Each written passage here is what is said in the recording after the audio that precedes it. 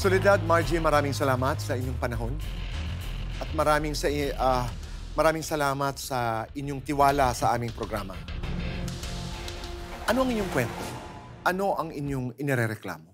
Ako po, Tito Boy, ang nireklamo po kay Alvin, yung minsan po kasi yung anak ko, natadya kanyang 3 years old, bigla pong umiyak, nasakta kasi ang lakas ng pagkasipa.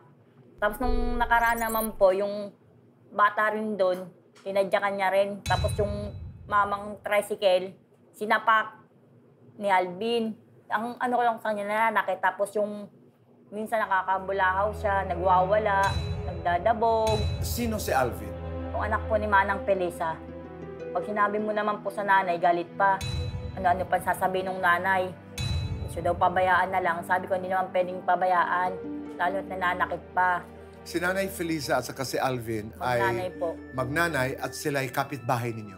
Opo. Ano po, kasama ko sila sa bahay kasi pinapatira lang po kami doon Kasama mo sa bahay. sa bahay ang mag-ina. Opo. Pero si Alvin lagi pong wala doon, minsan lang umuwi. Pag umaalis si Alvin, sa inyong pagkakaalam, saan siya pumupunta? Naggagala lang po, tapos pagka uwi na naman. Mga ilang araw ito? Minsan isang araw bago siya umuwi, pero minsan umuwi rin naman. Minsan isang linggong di umuwi. Hanapin pa yung nanay kung saan. Tapos pagka madaling araw, 1:00, 2:00 hanggang 3:00, nagwawala. Tinanong ng asawa ko, pinuntahan at inawat. Nagalit pa yung nanay. Hanggang sa nagkasagutan yung asawa ko at yung Manang Pelisa. Siyempre, iisa kayong bahay. Opo. Soledad, ikaw, ano naman ang iyong reklamo? Ay, ako naman po, ang reklamo ko naman po, nung may tindahan po kasi yung nanay ko pong kapraso. Yung pag pumupunta po siya doon, nagnanakaw po ng tinapay, mga candy, tsaka po yung kahakang sigarilyo. Tapos yung isang anak ko din po, tinadyakan niya rin po, kaya po natakot yung anak ko, hindi na po lumalabas. Yun po, tsaka naaawa po ako sa kay Nanay Felisa. Naaawa ka kay Nanay Felisa na nanay ni Alvin. Opo. Lagi po kasing tumutulong. Lagi kang tumutulong sa kanya. Opo. Naawa ka kay Nanay Felisa pero wala kang magawa at nagrereklamo kayo ngayon sa kanya laban sa kanila. Hindi po. Kaya lang naman po kami nagrereklamo para po matulungan yung anak niya maipagamot. Kayo ba'y dumulog na sa barangay? Opo. Anong nangyari, Soledad? Wala pong aksyon. Anong sinasabi nila?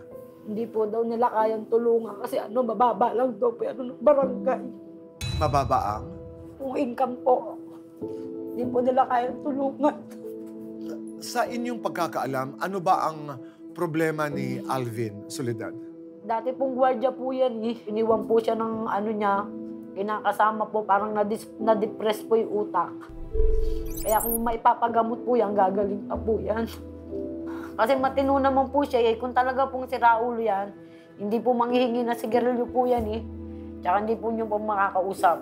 Pag kinausap nyo naman po, matino eh. Pag ordinaryong kinakausap, sumasagot ng maayos. Opo, kilala naman niya po yung mga tao po sa amin. Ang mga pangalan. Opo, kilala niya naman po eh. May nais kang sabihin, Margie? Minsan wala naman talaga sa yung isip niya. Wala talaga sa tama. Yung nakaraan, nanay niya, binato yata ng timba.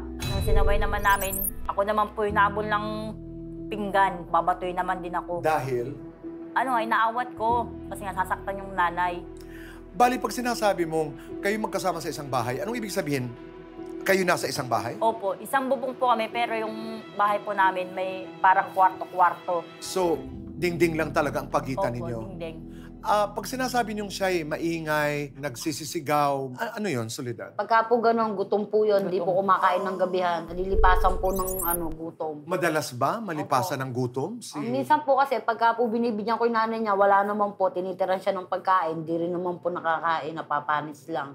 Malamang, pag may pagkain din yung ina, ay ibinibigay pa siguro sa anak. Naghahati po sila sa binibigay ko po. Ano ang hanap buhay ni Nanay Felisa? Nagtitinda lang din po ng gulay. Ito ba'y araw-araw? Pagka po binibigyan ko po ng paninda po araw-araw, nakakapagtinda po siya. Pero pag wala rin po akong paninda, wala rin po siyang paninda. So pag walang paninda, wala ring nakakain? Wala rin po nakakain. Ito ho ba'y normal na pamumuhay Opo, sa normal inyo? po yan. Sa kanya po. Sa kanila. Opo. Maaring isang dahilan yan kung bakit nagkakaganoon Nagkakaganoon si si Alvin. Sinubukan nyo na bang kausapin si Nanay Felisa? Kayo, yung magkakaharap bilang magkakapitbahay, bilang magkakaibigan. Pag kinausap mo, galit pa. Galit pa sa amin. Sabi namin, Manang, ano kayang pwede niyong gawin kay Alvin? Sasabihin pa niya, bahala kayo. Alam niyong baliw, pinapatulan niyo pa. Ganun pa siya. Kayo, Soledad. Sa akin naman po, hindi naman po nagagalit si Manang. Ang inanungan niya po, kung paano daw siya tulungan. Sabi ko, di pagka may lumapit sa atin, namingi tayo ng tulong. Bukas ba siya sa tulong? Opo, gustong-gusto nga po niyang tulungan yung anak niya. Gustong-gusto nga po maipagamot para sakali daw pong gumaling, makatulong pa sa kanya. Para na din po sa kaligtasan ng mga bata dun sa amin. Sana'y may magawa tayo tungkol kay Nanay Felisa at kay Alvin. Pero maraming salamat muli sa inyong pagtitiwala sa amin.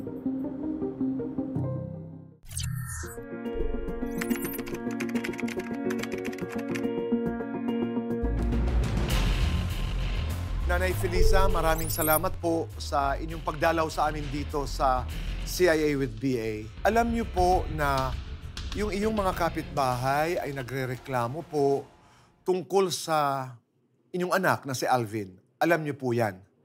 Opo. Oo. Nasabi nila na may mga pagkakataon na may pakiramdam silang hindi sila ligtas dahil minsan siya'y nananakit sa mga bata, minsan siya'y kumukuha ng mga paninda, at lahat ng ito na sigurado po ako'y narinig niyo na po. Opo. Ano po ang nais niyong sabihin, Nanay? Sinabi ko naman po sa kanila na pasensya na po kayo kasi hindi naman siya normal. Naghingi lang pa ako ng tawad sa kanila. Ganun. Nananakit ho ba si Alvin? Minsan lang po yun. Minsan lang po kasi yung bata, pinaglalaroon si Alvin, Binibiro nila si Alvin, Oo, kaya si Alvin naman ay nagalit. nagagalit. Po. Pero sa iyong paniniwala, kung hindi naman lulukuhin nila si Alvin o bibiruin, hindi naman mananakit. Hindi po. Basta tinitingnan lang yung mga bata na naglalaro. Ganun lang. Kayo lang po ang nag-aalaga kay Alvin? Opo. Iniiwan ko lang siya doon. Hindi naman siya sumasama. May alam ho ba kayo, Nanay, kung bakit nagkaganoon po ang inyong anak? Hindi ko lang po sigurado. Opo. Sabi nila, parang kinulam ba nung asawa kasi nagkahiwalay sila eh. Nagkahiwalay sila nung kanyang asawa at Opo. doon nagsimula. Opo. Pero noong siya'y ipinanganak niyo po, wala naman hong problema si Alvin. Wala. Oh, Nag-aral pa nga yun, sir. nag-aral. May mga pagkakataon bang kinakausap niyo po si Alvin? Opo. Yung naringig ko na sumipa nung mga bata, ang sabi ko, Alvin, wag mong ulitin pa ha. Kasi pagka inulit mo yan, makukulong ka. Eh, nakakinig naman po siya, tango ng tango. Mm. O, hindi ibig sabihin, nakakaintindi. At hindi na niya inulit? Hindi O na. kayo, Nay, walang panahon na halimbawa siya'y wala sa kanyang sarili, kayo'y nasaktan niya? Hindi naman. Hindi po. Hindi. Hindi naman siya nananakit sa akin. Nanay, may mga panahon daw na pag ikay may pagkain, ang pagkain mo raw ay ibinibigay niyo pa raw sa kanya, sa iyong anak. May mga panahon daw na may mga araw na hindi nakakakain kayo. Totoo ho ba yun? Hindi naman. Araw-araw kayo may pagkain. Opo. Oh. Kahit kunti na lang, pagsalo-saluhan namin yon. Kahit konti, sabi nila, naghahati pa raw kayo ni Alvin. Oo. Pero araw-araw, meron ho kayong nakakain, Nanay. Mayroon. Pero ganun lang, parang palipas, gutom lang, ganun. Kasi wala naman akong kakayanan na mag-ano kami ng maraming pagkain. Kasi mahirap lang kami, sir. Araw-araw, Nanay, may napagkukunan ka ng pagkain. Kung makatinda ako. Pag hindi ka ho nakakatinda, Pagka, halimbawa, nagtinda ako, maninigurado na kami ng pagkain, mga bigas, ganon, pag mga ulam. para doon sa mga araw na wala kang paninda, Opo. meron kayong maisasaing. Opo. Nanay Felisa, hindi ho kayo napapagod? Napapagod din po, sir, kasi matanda na ako. Opo. Saan ho kayo kumukuha ng paninda, Nanay? maangkat lang ako sa mga may tanim. Tapos, yung tubo, ibigay ko na sa kanila yung puhunan. At saan niyo po ibinebenta ang inyong mga gulay? Sa bayan Sa pa? bayan po. Kayo po'y naglalakad ng ganung kalayo? Opo. Hanggang ngayon po, nanay? Mm. Sa palengke niyo ibinebenta yon? Minsan, naglalako ako. Sa Diyan, Palibot? Sa bayan na. sa bayan. Po. Umiikot po kayo doon Opo. pagkatapos maglakad ng mahigit 1 oras? Opo. Kasi, alam mo sir, naglakas na lang ako ng loob dahil wala namang tumutulong sa amin. Siyempre, yung anak ko na si Alvin na mayroong kapinsanan pa rin sa utak, ilalalayan ko na lang. Kahit na hindi ako kumain, basta makakain lang yung anak ko. Mahal ko ang anak ko.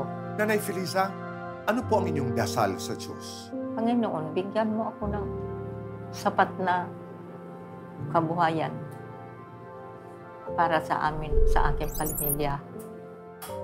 Maawa ka ikaw sa amin at may kapinsanan pa yung anak ko.